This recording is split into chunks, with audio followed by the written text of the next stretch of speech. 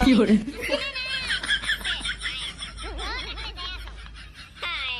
line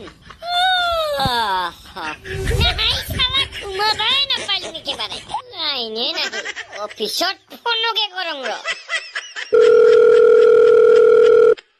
hello' not setting হৈ আছে অলপ মানে সেইটো হিমন্তইহে জানে